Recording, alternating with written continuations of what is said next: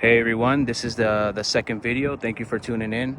The first video, if you haven't seen it yet, was where I kind of broke down the aesthetics of the car, all the body kit and lip kit that I installed and all that.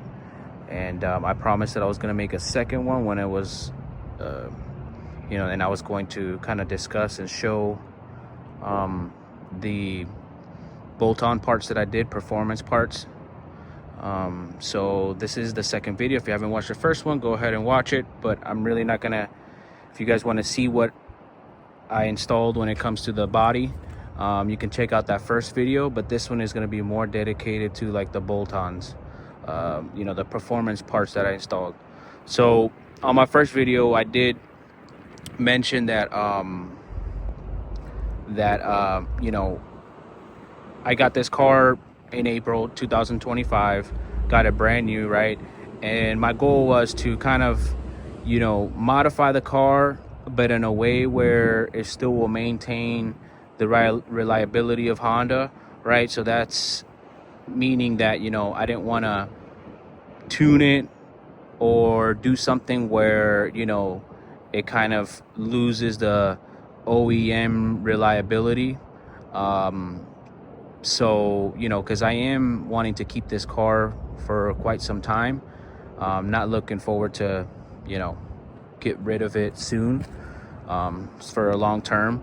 But and also it's not also for reliability, but to maintain the 5-year or 60,000 mile powertrain warranty. I don't think I'm ever gonna get to the 60,000 in the 5 years. I'm definitely gonna have it to the 5 years because I'm fortunate enough to have this car as kind of like a I guess a weekend car. I do have a daily, which is my work truck. I don't use this as a daily, so I'm able to keep the miles low. So anyways, I wanted to, the whole point of doing the performance parts again was everything that I can do, as much as I can do with bolt-on parts, doesn't require a tune. And so I'm just gonna kind of break down that today here. Okay, so I'm gonna kind of approach the video in a way where I'm gonna kind of name all the performance parts that I installed in order as I kind of bought them, right? So nevertheless, let's get started here. And as always, as much people will probably start already from the beginning, the first modification that I did when I first bought the car, right? Everything, as you can see here, is kind of like, I think as much as I can modify it, performance parts wise, and as much as I can. But the first thing that I did was install the short ram intake, which is this piece right here from PRL. Okay, that was the first part I installed. Obviously I had the turbo inlet pipe. It was a stock one. Now you see it different, but we'll get to that one next, or not next, but here in a little bit. But yeah, that was the first thing that I did. I really wouldn't say there was a big performance feel jump to it, but you did have that nice little turbo whoosh whoosh noise, and that was pretty cool. So that was like the first thing that I did. The second thing that I did after that was install the Acuity shifter cable bushings. They are behind there, but essentially it's just like these two little bushings down there. It just helps the feel a little bit more stiffer. That was like the second thing that I did. It was not that expensive, less than $100. So that was the next thing that I did. After that, I did put the two-step performance downpipe, which is right here. Okay, almost looks like it's OEM. You can't even really tell the difference, which I think I kind of like that, because you're able to kind of put the heat shields back on, the top one and the one at the bottom down there. At first I actually ordered the 271 downpipe, but then I realized after looking and you know, reading the specs and all that stuff, I realized that I was like, oh snap, you need to, it requires a tune. So I had to return it. And then I you know, after extensive research, I found the two-step one is a great option where it does not require tuning. The beautiful thing about it, and it's true what they say, I am witness to it because I've already had it since May. We are, at the time that I shot this video, November, and no cell, right? No check engine light. So that's the beautiful thing about the two-step. So I installed that. Now there, once I installed that one, I kind of felt a little bit better. Performance wise, throttle response was a lot better, more efficient. The turbo, you can really feel the turbo spooling up a little bit sooner than when it was stock, right? Because it was kind of restrictive from the OEM downpipe. But that was basically the third part that I did. Okay, so after that, of course, I couldn't wait any longer. I was like, well, if I did the downpipe, I might as well get the full catback exhaust all the way to the back. So that's kind of like the next thing that I did. I ordered the 271 front pipe and the full catback exhaust, the dual pipe. Okay, I went with the 271 just because I like the way it sounded. Okay, now I'm not going to take away from all the other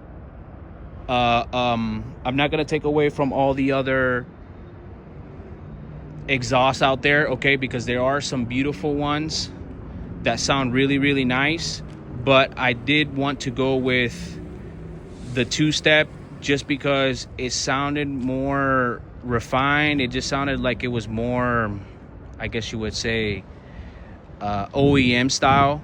A lot of people that I encounter and see around, you know, family members and stuff like that, you know, understand about cars and stuff, you know, they kind of brought up a good point, and I didn't realize it, but they're like, man, you know, the exhaust does sound like if it came stock. Like, it doesn't sound raspy, loud, obnoxious. It actually sounds just right, where it's just a little bit more than OEM. It's kind of like an OEM plus, and that's kind of like what I want.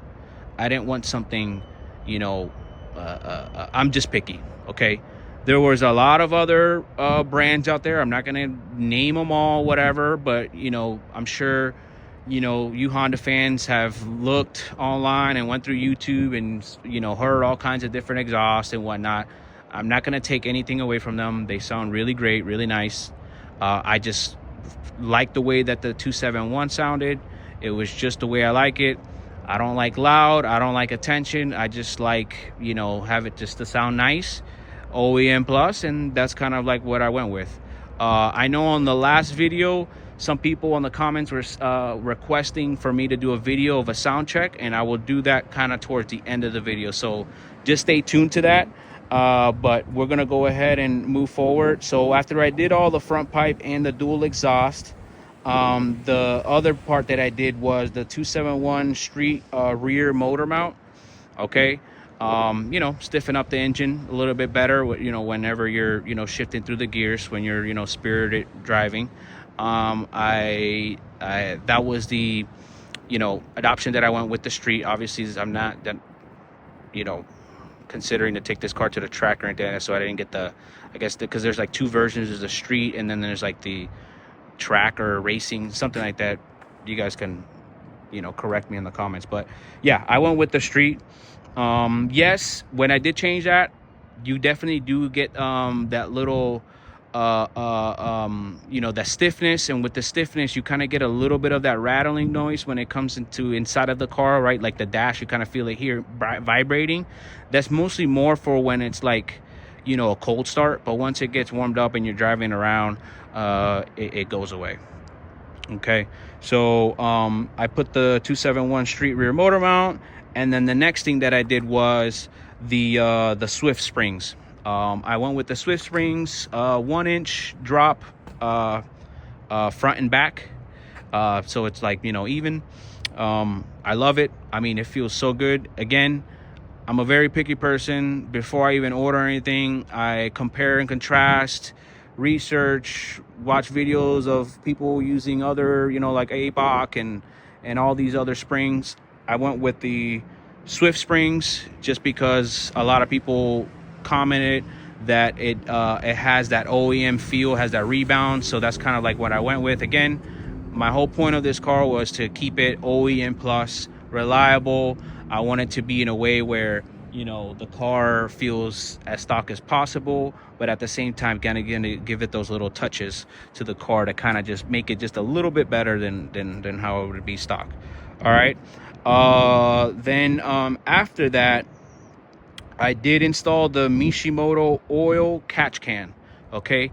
Now that part right there, I went with that one. There's a lot of many other catch cans in the market, but I did go with the Mishimoto.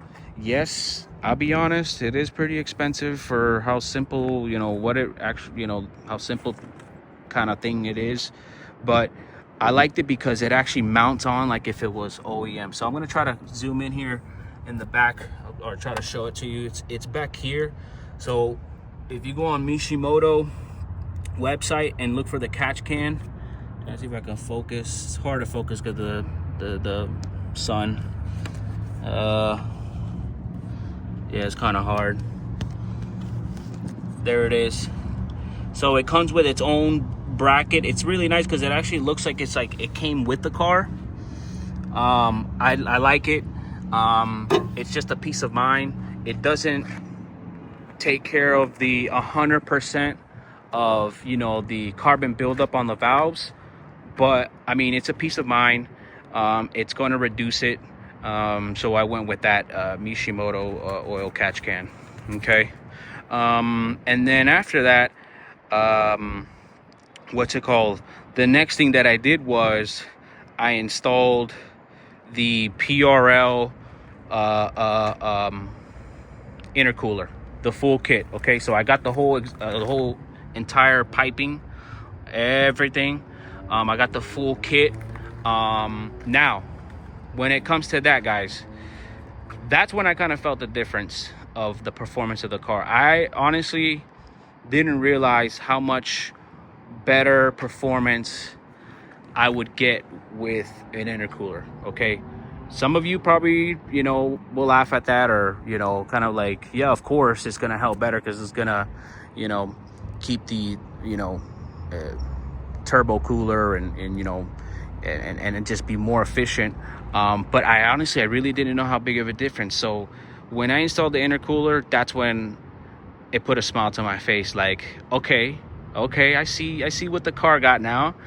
So the beautiful thing about the intercooler and the quick difference that I noticed was when I was, you know, spirited driving, right? You know, giving it good gas, it was constant power over and over. Before, with the stock intercooler, you kind of get one or two pulls really nice, but then after the third and fourth, or, you know, you kind of give it a little bit more, you can kind of tell that, you know, you kind of get a little bit of the turbo lag, because, you know, it's not as efficient as a smaller intercooler. But with the larger one, with the PRL, you know, the upgraded one, it made such a difference. It was a beautiful thing. That's when it put my smile on my face. So for you guys out there that are wanting to build your Civic and do stuff, I think, you know, if I were to go back, I would still go with the sequence of the you know, the short ram intake, right? Or you can go with the other intakes that they have, the cold, right? They got the box that almost looks Oya.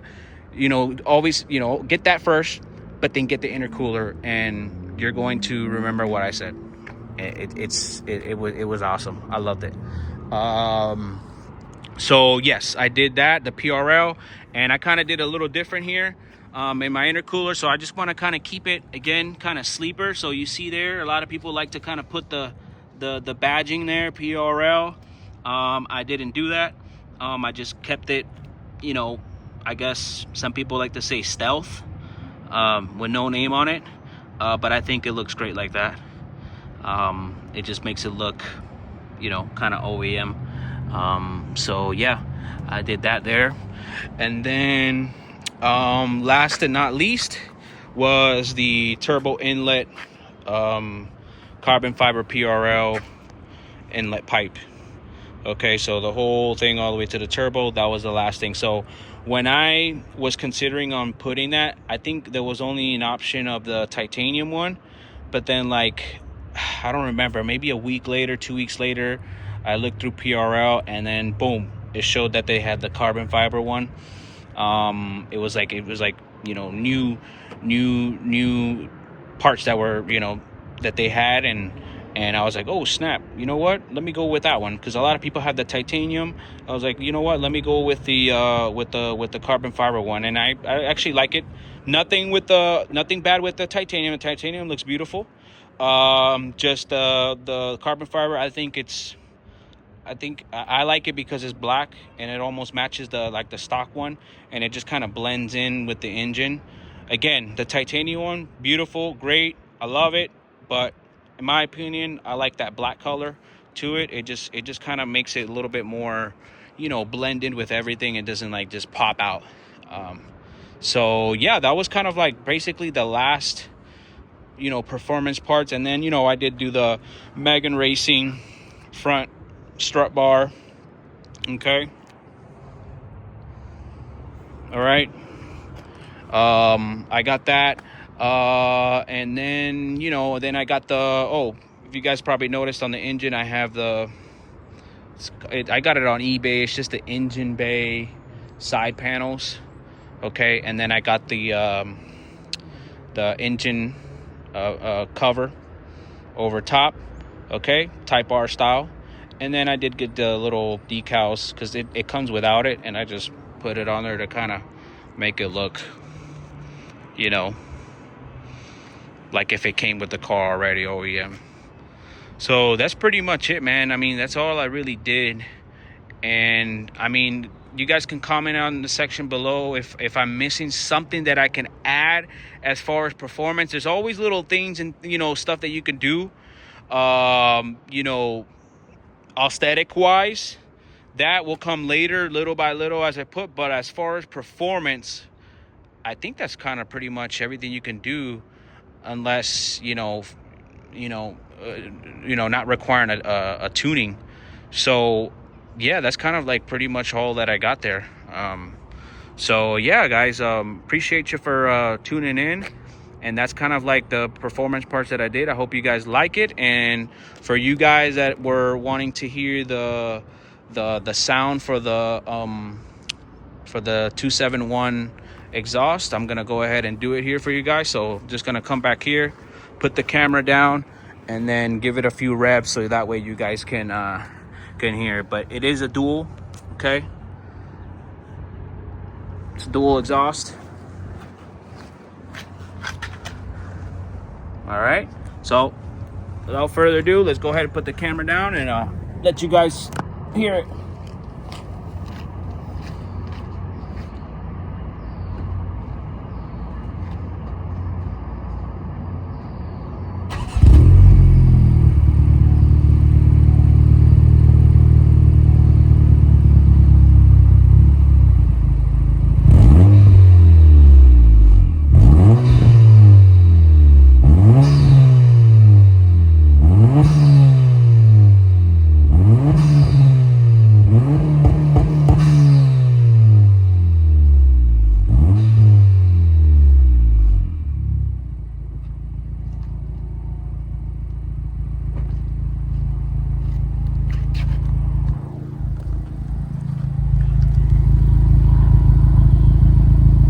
That's how it sounds, guys. That's the sound that I was looking for. That's the sound that I wanted. And I hope you guys enjoyed it. And hope you guys have a good rest of your day or night. And yep, may God be with you and God keep you guys. God bless.